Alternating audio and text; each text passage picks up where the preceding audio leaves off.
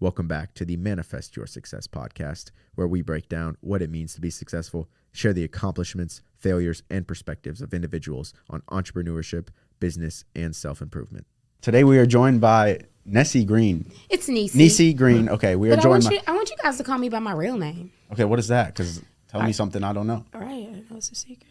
Well, you're about to tell the whole podcast, so... I feel it's time. Okay, let's hear it. My name is Shanice Darlene Stanley Cradle Green, but it could have been Owens because that is my biological father's name. So technically, I have lineage of about 4 different names. Okay, so Charlize. Shanice. Shanice. Okay. Yes. It's great to have you on the show, Shanice. You have been in the baking industry for over 20 years. Yes. Which we might get into today. Okay. And you've made it actually an appearance on the Oprah Winfrey Show. I have. If I'm not mistaken. Yeah, I was a guest on the show. Okay, a guest. That's even better than an appearance. You weren't just in the crowd. You were actually a guest on the show. Right next to Oprah. Okay. Yes. She's a pretty powerful lady, I do have to say. I thought she was. Yeah, and you are an Olympian at life and an ambassador of the world. Yes, those are my formal titles. Okay, awesome. Welcome to the show. It's good to have you. Thank you so much, gentlemen. Okay, so first, we actually got coffee and you kind of touched on how much you moved. And I guess speaking for me and Sam here, we haven't really experienced much like as far as moving around in the world. Like we both grew up in Raleigh, North Carolina. Mm-hmm. I've traveled, but I haven't really like settled down anywhere else outside of Raleigh. So when you told me that you had a lot of travel experience growing up as a kid, I would love to dive deeper into that. So Could you just like give a brief background of like where maybe you were born and like what your childhood was like and like moving, where did you move to and maybe some reasons that you moved? Yeah, so it's simple. Everyone says it, right? IBM kid. I've been moved. IBM kids, you know? And so I was born in New Bern, North Carolina. And everywhere I lived 4 years, I left there and came to Raleigh, North Carolina. So I spent some time here. I actually went to Vina Wilburn Elementary School. Then we went to Bolingbrook, Illinois, Fort Wayne, Indiana. Then I came to Greensboro, North Carolina for college, 4 years there. I was supposed to leave and forgot. And honestly, what happened was I got addicted to the weather. And I could not imagine going back to the Midwest and moved to Durham, D.C. as I like to call it, Durham County, for a couple of years. And then something drew me to the capital. And I've been here for about 20 years because I'm 48. It seems like I've lived 1,000 lifetimes, though. I think a lot of people like complain about the North Carolina weather because it's so bipolar. Mm-hmm. But I mean, I've never lived anywhere else. But I feel like if you go northern or southern, like it's too warm all the time or it's too cold all the time. Like we really do have the perfect mix here. We do. It's 4 full seasons, right? And I worked in a call center once, and I remember saying, "Yep, we're in North Carolina," and they go, "God's country." And think about it. How many states can say that they have mountains and they have an ocean? And you can get there from Raleigh in like 4 hours. And some farmlands full of tobacco. Oh, man. Can't forget those in the middle. Yeah, so there was this song, and it was like, there's more than corn in Indiana at Indiana Beach. That was like a thing. That's awesome. So you said you went to the Midwest before. You said you didn't want to go back. So What was your time in the Midwest like? So I was there for 8 years total, 4 years in Bolingbrook, Illinois, a suburb of Chicago. And literally there were like just sod farms there. And now they have an IKEA and we don't even have one. So that shows you just how progressive urban cities are, how they will reach out into the suburbs and they'll become urban as well. And so moving from, having access to the city to Indiana, it was a huge culture shock. But let me tell you how weird that is. Back then, in Ohio, the drinking age was 18. You could drink at 18. And when I moved there, I was always like really excited because I was like, yeah, 5 more years, I'm going to be able to go across the straight lines, get me a beer. And they changed it because so many kids were getting in accidents. So Ohio was like one of the last states to raise the legal limit age to 21. But these are things that I remember, like moving there and there was no Black radio station. And I'm like, wait, what year is it? And it was just so odd. And yet it was the best place to grow up as a kid. I was able to really honestly like spread my wings because it was a very community and family centered, area. On Friday nights, everybody was at a football game. And I think now it just reminded me of New Bern, North Carolina, how in New Bern, everybody is at the football game on Friday. What I did not realize was when I was a little girl, I was always at the football game because I was a mascot with the cheerleaders. And only in my adult life, when I started like really connecting my happiness to my childhood, did I start to remember things that happened in my youth. So the fact that you guys actually want to talk about what my life was like, I actually remember. That's awesome. I think it's so valuable too. Like I've spent some recently, I've kind of spent some time reflecting on like what my childhood was like, like how it does have like a huge influence on like your trajectory in life. Not that you can't change, not that something that's set in stone when you are a kid and it has this influence on you. It's not that you can't move away from an influence, right. But it really does have an effect on who you are as a person and like how fast you reach like your true self-actualization in life. Ooh, yes. You know, you were talking about, we had coffee and we were talking about my childhood. So, back to New Bern, my grandmother was one of the first nurses to integrate the hospital. So at home we had poverty and scarcity, but then she took me out to the hospital and I saw all these millionaires, literally doctors, right? And there was hope and possibility. And when I would walk through the hospital, and like literally I have spent the past 6 months trying to remember.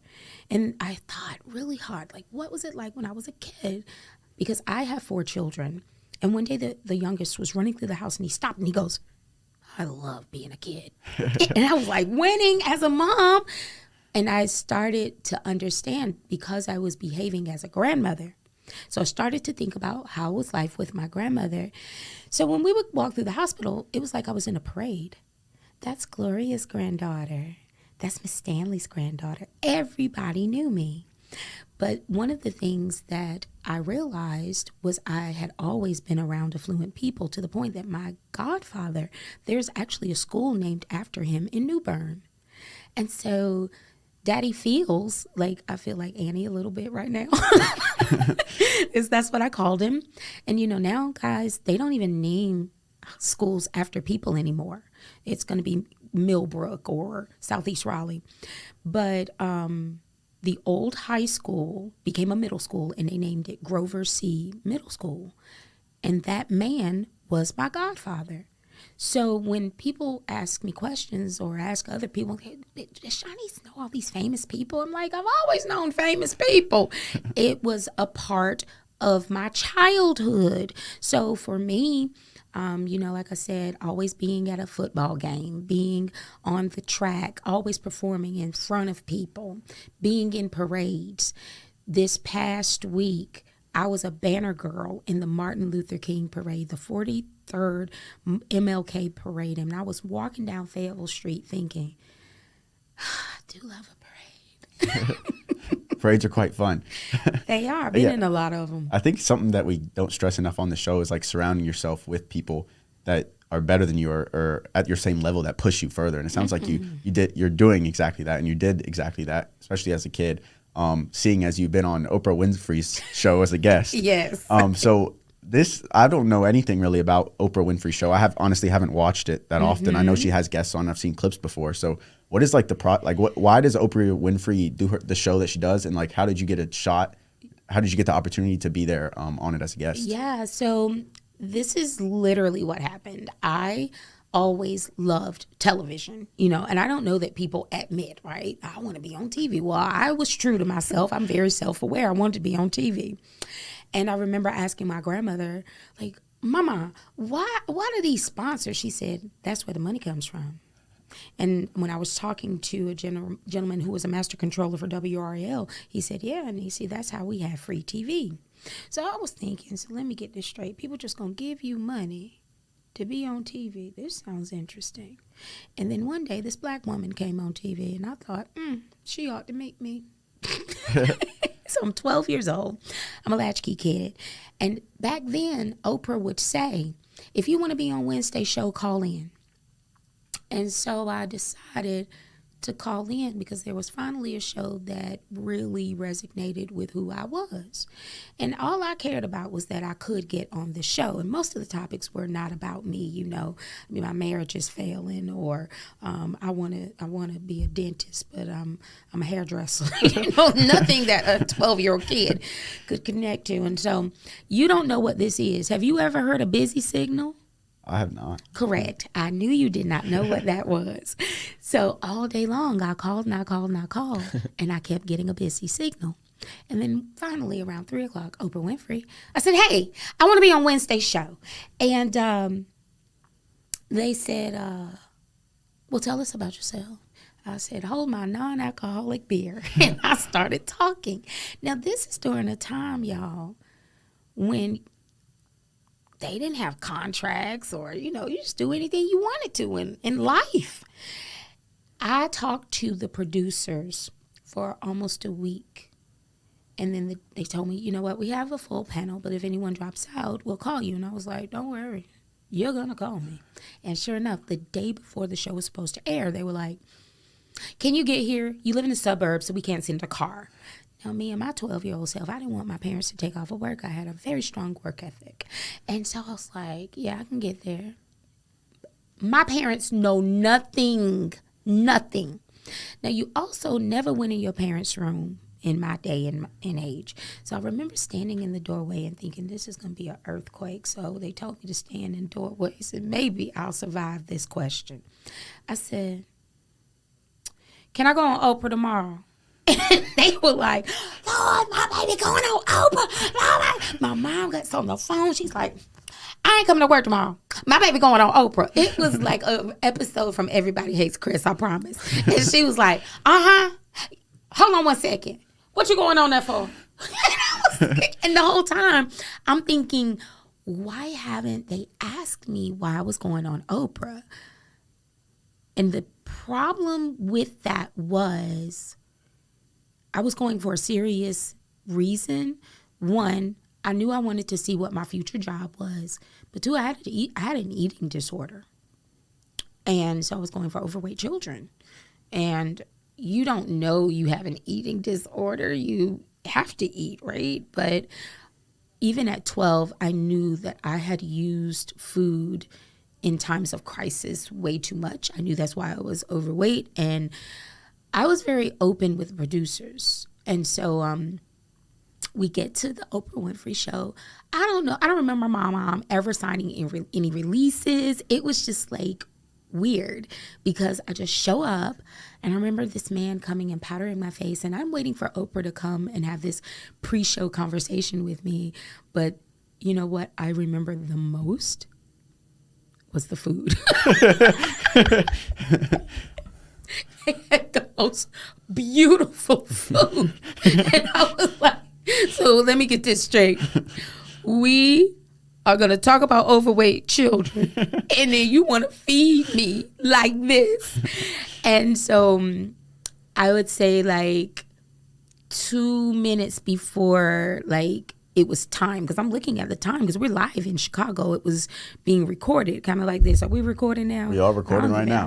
I don't feel like we are, but anyway. We got a lot of gear that tells us we're recording. Right? I'm just going to go with it. And so Oprah came out finally, and there was no conversation. I thought she was going to get to know me like y'all, and she trusted whatever the producers had told her. So now as an adult, I'm thinking, they are disappointed with the way I behaved when I got on the show because I was myself when I was talking to the producers. But when I was on that stage and I knew that America was watching me, I was not my authentic self. I could not be honest about what I was dealing with, the trauma of leaving North Carolina and living in the Midwest. I couldn't be honest about I eat too much because I'm lonely and because I'm sad. And I really wish that I had been able to be honest either that day or at some point, because I, over time, would always use things to compensate my emotional state, except for when I was winning. And over time, I just realized that I had to learn to cope with failure differently. And in the past year, I actually lost 40 pounds. That's awesome. I did. Congratulations. Thank you. And I think a lot of it was reflecting back on that time in my life. My grandmother has a saying, it's pick, choose, and refuse. And I understood what was happening in my universe then. And I just started choosing to make different decisions about food and about exercise. And I was not allowing my circumstance to dictate my behavior. And I started winning at life again. And that's what an Olympian does. They're disciplined. They have a goal. And I've always been able to do it for everybody else. And my cousin, who was employee of the North American continent, I said, Chrissy, there's nobody better than you on the continent. She said, no, the world. And then she said, Shanice, listen, you've been doing it for everybody else. Start taking care of yourself. And so I did. Yeah, I think obviously being your authentic self is something that's really important, but it's also harder than it seems. Mm-hmm. Do you have any maybe advice for someone that is also struggling to be their authentic self?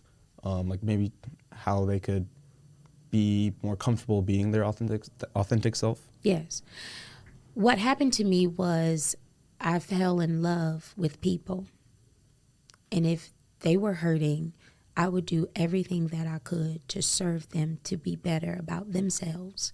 And one day I was having a conversation with the universe, and God literally asked me, well, do you ever think that I want you to be who I created you to be, and that it annoys me that you won't do it? So are you more concerned about their happiness or yours and mine? And when my grandmother was passing, I was her hospice nurse, and she had dementia, but she was very lucid with me. And she told me, she said, Shanice, be who God created you to be. And she just kept saying it. I have videos of her saying it. She said, you got away from us for a little while and we let you. And what I understood by that was she didn't try to stop me from being a people pleaser. That's human nature, because no one wants to see someone else hurting. However, she understood that I had the intelligence and that I was self-aware enough to ignore how people looked at me and thought about me, because she also knew that the things that I was going to do had a higher purpose. People can't begin to imagine your story. So if you live your life and you're a professional of your own universe, then you don't have to worry so much about someone being upset, because there'll be less people upset and there'll be more people happy. But at the end of the day, you will be happiest if you just take care of yourself. So how did then you deal with failures? Pick, choose, and refuse. You got to decide really quickly. And my little boy helped me with that. He's 8 years old, and he would throw these temper tantrums, real bad temper tantrums. I remember one time we were getting in the Uber, and he said, can I go back inside, Mom? I said, no, we have to get in this Uber. He took that book bag and he slammed it on the ground, and I watched him. I chose not to let him drive my blood pressure up. His failure wasn't my failure. I'm a good mama. When he got in the car, I said, I've changed a lot, because I would have beat the mess out of your brothers and your sister. I said, but you, I'm just going to have a conversation with you. Again, I chose to know his behavior had nothing to do with me. A few days later, I hugged him, and I said, Shawnee, I really want you to work on your temper. He looked up at me. He said, I'll work on it. And then a few days after that, I said, you know, you've been doing a very good job. I was coaching him just like I would an employee. I don't get mad at my employees. I tell them when what they've done improperly, and then I congratulate them when they've changed their behavior. I decided, you know what? Do it for yourself, Shanice. Use your management skills on your own child. That baby looked at me and he told me something that I didn't know. He said, I said, you know, Shawnee, why get mad at your mom, right? Because I'm thinking, I'm doing such a great job. I know you're not mad at me. And he looked at me and he said, Mommy, everybody gets mad. I just let it last 5 seconds. And so if you can recover quickly from other people's disappointment, because it will happen, right? What happens after you've recovered? can go do something amazing for yourself. You can encourage them to let go whatever it is that they're dealing with. And if they don't, then you understand something about that person. Perhaps maybe they don't belong in your universe. But in this world, we want it all, but you can't have it. And the last thing I'll say about that is just always remember, you're not too old for your wants to hurt you. And when I accepted that, and I thought about my grandmother, she said, this world will always have troubles. Think about if you believe in Jesus walking the earth, let's just say not religion, but that there was a perfect man and he was still persecuted, then you better believe your imperfect mind is going to be persecuted too. So what are they going to do? Yeah, that's great. I love that story, really, all of it, really. It reminds me of, I mentioned this book to you before, The 7 Habits of Highly Effective People. And it seems like from what I just heard is like you kind of were living life in a way that you were worried so much about everyone else and like trying to bring other people up. But in that same time and moment, you weren't really looking at yourself and you didn't take a time to sit back and look in a mirror and be like, okay, how can I fix myself before I can go out and fix other people? Yeah. You know what the biggest thing for me was? I forgot what it was like to be a kid. I had to have some outlets, because if your mind is set on helping other people to feel better about themselves or allowing other people to exploit your gifts, then what happens when you do finally decide, I'm just going to, take care of myself? That's a lot of free time, right? So I started using my time more wisely and doing things like enjoying the arts, planning things that I enjoyed, serving. Because at that point, it was really hard for anybody to get me to do anything because I was actually busy. You had to get on my schedule. You had a lot of excuses to give them, huh? Well, you know what? I had a lot of purpose to tell them about. That's a good point. That's a lot better way to say it. Yes. I had purpose. In fact, I missed an appointment today. And I was very frustrated about it. But you know what I did? I told her the truth. I said, I'm so sorry I missed our appointment. I had to go to a meeting. And at the end of the meeting, I had an opportunity to tell the mayor about my vision. Well, who's going to be mad that I missed their appointment because I was talking to the mayor? That's pretty good purpose and reason, I would say. It was. I'm curious, like, so you kind of like going back to Oprah, and I think it kind of all falls in line because I think there's a lot of people that we can see now, especially in the digital age. Maybe not when you weren't growing up, but right now you can really see a lot of people that are being quote unquote successful, or you can hear a lot of perspectives of people and how they live. So after you were on that Oprah Winfrey show, did you look at Oprah as kind of like a role model, or if it wasn't Oprah, did you have other role models in your life that kind of you looked up to as a kid and were like, okay, I want to be this person, or like I want to be some idea of this, or how did you kind of work through that? So I'm going to tell y'all the truth. I just forgave Oprah. What did Oprah do to you? So during the commercial breaks, it was silent unless we were talking amongst ourselves. And we came back from commercial once and she said, well, during the commercial break, we were talking. And I was like, no, we were not talking. You had nothing to say to us. What are you talking? And I live in a tribe of truth, And so for years, I was very frustrated. But then I realized I was confused. I learned a lot from Oprah that day. I went there to learn. And it wasn't until, like literally in the past 6 months, was I able to apply what she taught me. That woman didn't have time to talk to us because her voice is worth billions of dollars.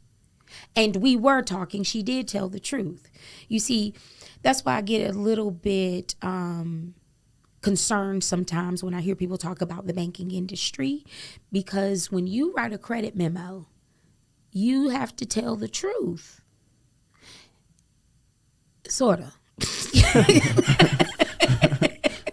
It's got to seem like the truth. Yeah, there are versions of the truth, right? So what she told was the truth, but this is what I've learned with my children. Too many children have been in trouble because no one took the time to understand their rationale. What I did not understand was Oprah's rationale. She was at work. I was there studying her. And what she taught me was time is money. And you have to value who you are at all times. That woman was at work. She was drinking her water to stay hydrated. I need some right now. She was listening to what we were saying. If she was able to say during the commercial break we were talking, then it meant that she heard what we were saying. And how many times have we heard the phrase, you have one mouth and two ears for a reason? She lived it. And when I started applying the things that she said, not what she said, I started applying what she did. I started listening to people again. Because as a banker, you have to write that credit memo. You have to get that information out of them to help them be better. And she was a very good listener. And I really now appreciate that she showed me what that looked like that day. I also owe you an apology, Oprah, because you then said to me, well, you are articulate. And I was mad at you by then, I think. And so I remember looking at you, Oprah, and saying, well, I don't mean to sound conceited, but I am smart. I did use a big word because I wanted her to know, yes, I am articulate. And sassy. I was extremely sassy. I still am. But it's so interesting to me that the perception is your reality until you choose to accept a positive reality. And when I started remembering, I don't have to look at everything as doom and gloom. And my cousin Chrissy, she said it to me one day. She said, Shanice, everything can work out too. That's always a possibility. And that's when I started really remembering, okay, if we didn't have much at home, but I went to the hospital and I saw that hope and possibility, what if I start living in that hope and possibility again? What if I just allow the universe and the process to be? And then cool things happen. Like I ended up on your podcast and I get to talk about talking to the mayor before I came to your podcast. I mean, yeah, it's quite the experience. Quick question, because I'm trying to do my best as listening as a podcast host. Would you like me to go get you some water? We can take a quick break. Yes. Okay, I'll do that. You said a lot of things just now in that little stretch, and one thing I really wanted to touch on was kind of how you mentioned, you said how you learned a lot from Oprah, and in that time you were there, and it took you a while to realize what exactly you had from that situation to learn. And I think that kind of applies to anything, right? If you really dig down into any situation, any experience, there's always something you can learn from it, but you have to choose if you want to say, hey, I'm going to take this experience and learn from it, or hey, I'm going to take this experience and always remember what I regretted or what I disliked about it. Right. And when you are having a conversation with one of the most powerful women in the world, it takes a lot of arrogance to come away from it with an attitude. But I also had to have a lot of arrogance because I was in a male-dominated position from birth.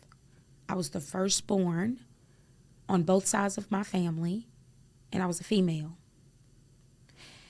And I then worked in a lot of leadership positions as a young woman. I remember becoming captain of forget that. I was a first chair saxophonist in a 5A band. I was captain of my dance team as a junior. I was a top performer in the banking industry.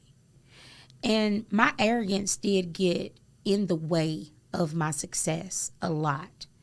But I did have to have a high level of confidence. And I have to say that in my older age, I've been able to share with younger people the difference between confidence and arrogance, because you can be very, very successful and not have an attitude.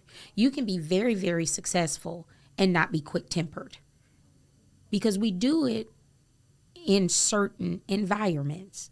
How many people get cussed out at church?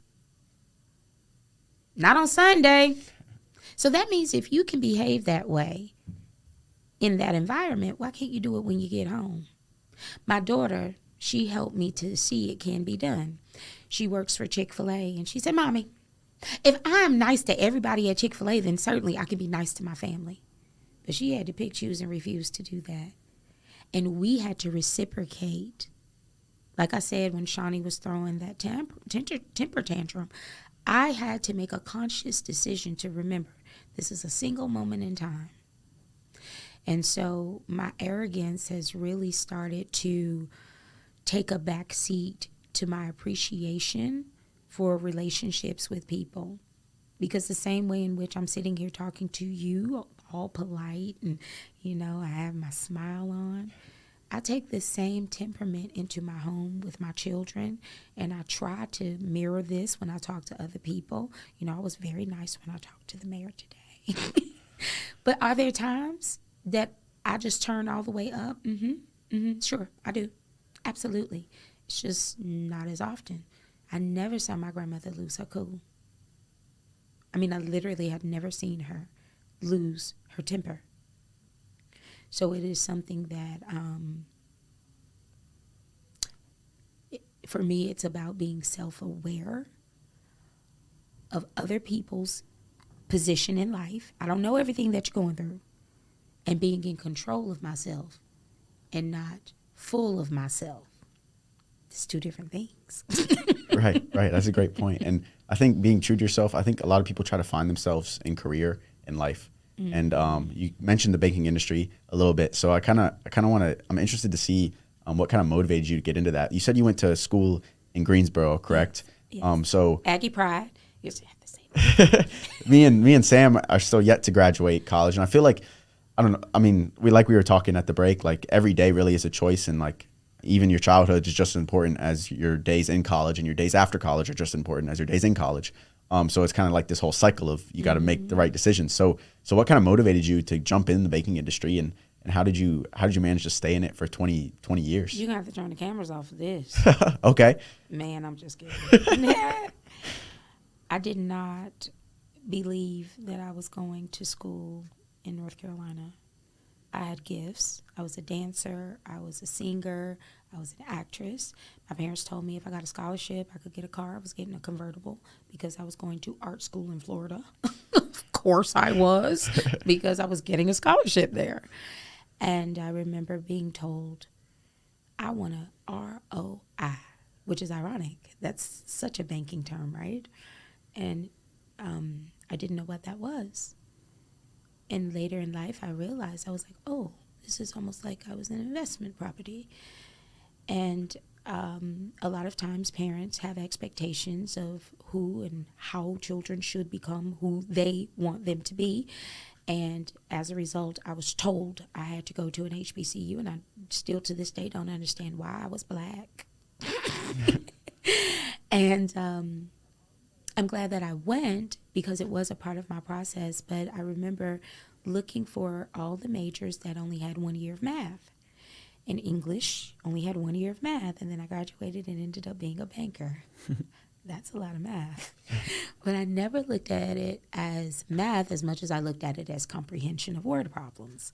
Everything, I had to just figure out the solution. And they had calculators for the math stuff, or I could ask my banker to do it. I was a manager and a salesperson. So I got to really go in the lobby and perform all day long. And I did it for 20 years because I could serve people. So it was kind of a dream job. Remember, I told you I had to stop looking at it as I was in a prison, because that's what I used to say. Can you imagine this personality being trapped in a suit and pearls? I wasn't trapped. I was learning things. The universe had allowed a little black girl like me to go into rooms that many of us are not even invited or welcome. And they allowed me to learn. I was learning again. I learned for 20 years. There's a saying, if you go to school, you'll make some money. If you have life experiences, you'll be rich. I had a lot of life experiences. That's why I'm an Olympian at life. So I survived 20 years in banking because I had outlets. One of them was I was a cheerleading coach for 10 years at Chavis Heights. Another outlet, I was a tour guide for Taste Carolina Gourmet Food Tours. I'm actually on TripAdvisor. I have reviews. I didn't know I was playing all by myself, but I was smart. I was also making money. I was meeting people. And then I could take all of that, the wisdom, the networks, the resources, and I could go help my clients, and then they would bring me more clients. And before I knew it, I was really doing well. And our industry really started that way. When we started moving into mass production of households and selling checking accounts without giving any form of knowledge, when I didn't have the ability to explain to someone why they bounced a check because I had to show them how to balance their statement because that part didn't matter. We were going to just send them to the online banking and they were going to use this portal to figure it out. I started to understand, our society doesn't understand that we have a whole comprehension gap. We can't learn because we don't learn this way in my culture, in a lot of cultures. And so I became very frustrated and I felt like I was lying to my community. And I felt my moral compass being challenged every single day. And I did not love what I did anymore. So I retired in July. I didn't quit. That's how I had to tell myself, because I don't quit.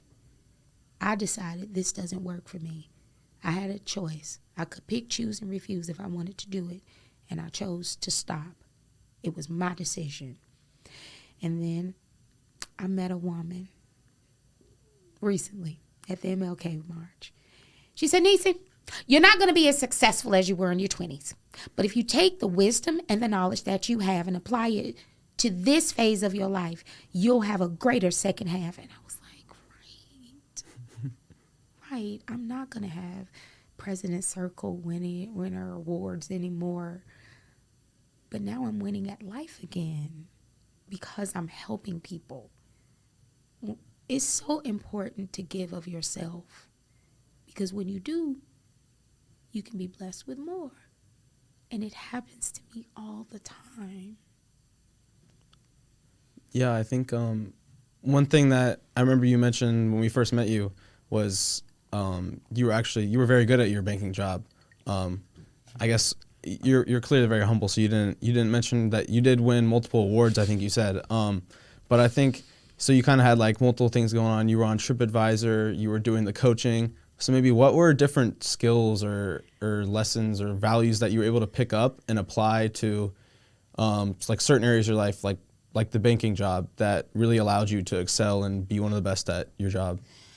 So I don't know if we were recording when I said this. Character, being able to make a decision if this is a good fit for your universe, right? I was really, really good at that in banking because if I gave someone a loan and it went bad, then it would jeopardize my whole livelihood. So one of the things that I did really well in my professional career was understanding who to align myself with in terms of, okay, this person knows a lot of people. This is a business owner who has a lot of relationships, and I may be able to help his network or her network. Applying the gift of asking good questions, we call it profiling in the bank, but so does the FBI. And so when you take the time to get to know people, then you really start to understand how you can align and work together. I did it so well in my professional career. I was horrible at it by the time I got home. And so a lot of times I had horrible personal relationships because I was tired of asking questions. I didn't want to, and I'd just be like, you want to be my friend? Because I refer to all my ex-boyfriends as Bobby Brown. Every single one of them has some trait that reminds me of Bobby Brown. Now, except my ex-husband. He was good as gold, but we weren't, if he's my ex-husband, we were not very compatible. You know what his Bobby Brown trait was? I used to love when Bobby Brown sang the song Girl Next Door. You've probably never heard it, have you? Yeah, Bobby Brown has a song called Girl Next Door. That's the only trait that he had like Bobby Brown. I was his neighbor. That's pretty fascinating. I think I looked at it as a sign. I was like, dude, I'm totally supposed to marry you because I'm the girl next door, you know. But I do want to touch about love for a second. Please. We nobody talks about it. I think love. People think of love and they think of like relationships, but I think it's more than just relationships. It too. is. Yeah. But please go ahead. Yeah. First of all, you love who you love. You're gonna do that. But there comes a time when you'll have to decide if you're going to keep loving. You know, my grandmother, she was so hilarious. I remember one day she told me, she said, I never thought I'd be married to your grandfather this long. I thought I'd get me another husband and kick him around, see what he was like, and get me another one. I was like, what? She made it very clear to me. She said, people don't court. I said, Mama, what's court? She said, it's the stage before dating. And so growing up, I always had several suitors. I was the prize. They were the contestants is what she told me. And then society started telling me that I was wrong for that. And so I started dating one person at a time and then you have to wait to see if it's going to work out. And it was not really for me. And that's why I'm very careful when I am seeing someone and they want to date other people. I can be very fluid. And now your generation seems to be more comfortable. Culturally, I do believe that white people date and court much better than black people. Like, there's an entry in my journal. I was in 8th grade, and I had a friend, and she and her boyfriend had broken up, and I'd moved into this area. She was my friend, and her ex-boyfriend liked me, so we started dating. And her mother sent word to me, you tell Shanice you don't date your friend's ex-boyfriend. And I wrote in my journal, and I don't understand the reasoning. Because, again, you love who you love, and maybe someone did date that person. I'm okay with that. You know, if anybody was trying to date someone that I dated, I'd be happy for them in some regard. So I had a hard time accepting my values about love and society's values about love. And so when I accepted that I was going to love who I was going to love, I had to then accept that I can only be in a situation as long as it serves me well. And if you do that, you might find that you have more love because you can move on to a better love. But if you just gonna sit there and stay in a love situation and call it love when you're not feeling loved, then it's just your fault that you feel the way you feel, because you could pick, choose, and refuse to be mistreated. That's a great point. And I kind of want to double click into that whole idea of love, and kind of more carry it into not a relationship love for a person, but kind of love for what you're doing in life.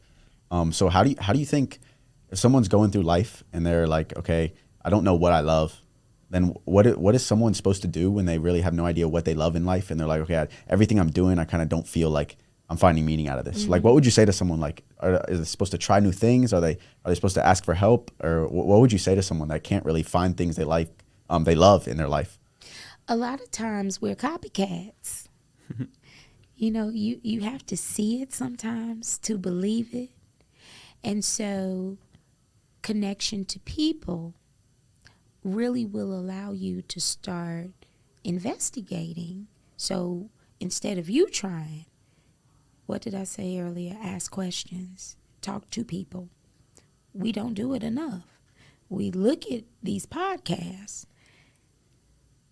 but what happens when you meet somebody in the hallway and you say, do you want to come talk to us?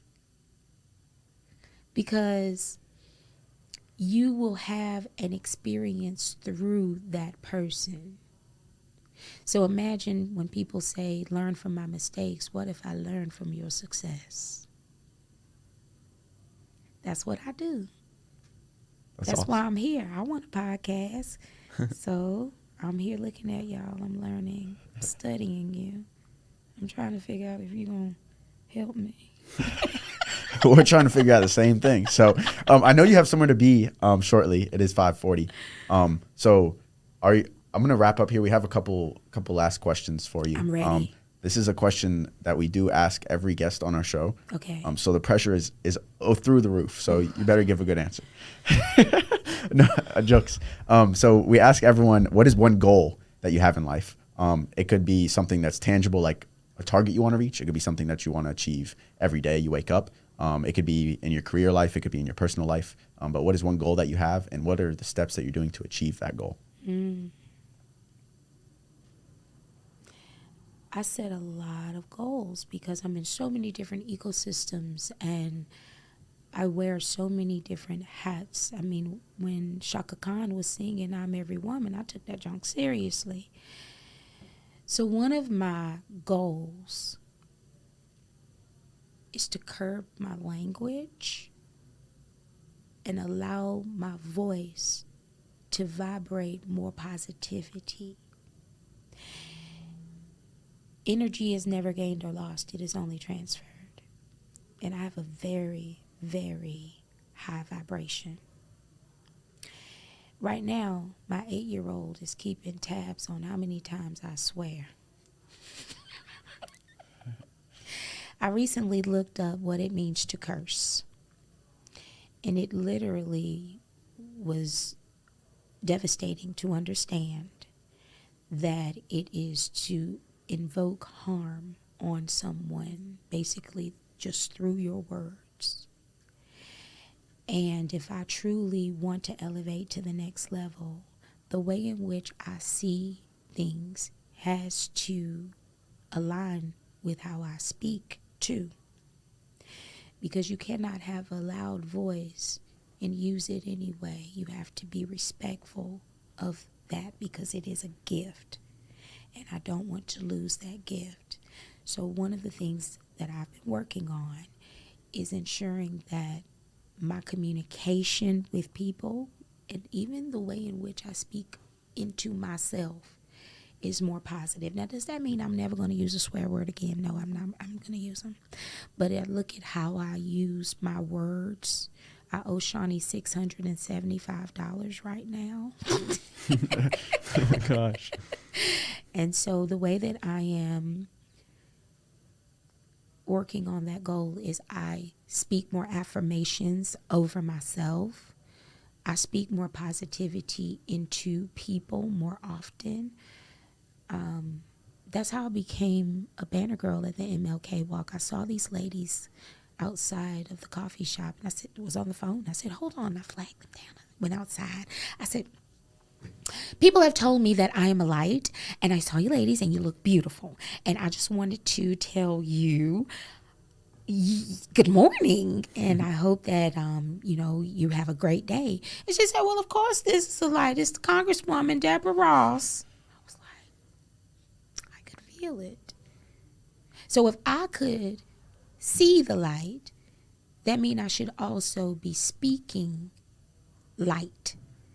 And so one of my goals is to live a life of more positive vibrations, even through the sound of my voice.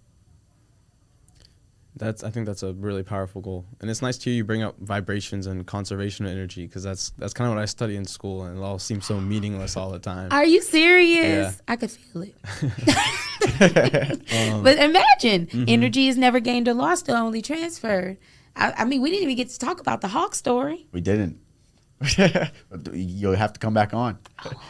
I as long as you keep giving us these positive vibes, you're welcome anytime. You've done a great job this episode for sure. Thank and you. this show. Thank you. I think one last thing we usually do is just we kind of ask our guests if they have any handoffs for the audience, and this could be books, people, the Oprah Winfrey Show, things like that. Anything you think that the audience could really benefit from? Yes, I do have a handoff. Are you ready? I want the audience to try to move one hand forward and one hand backwards.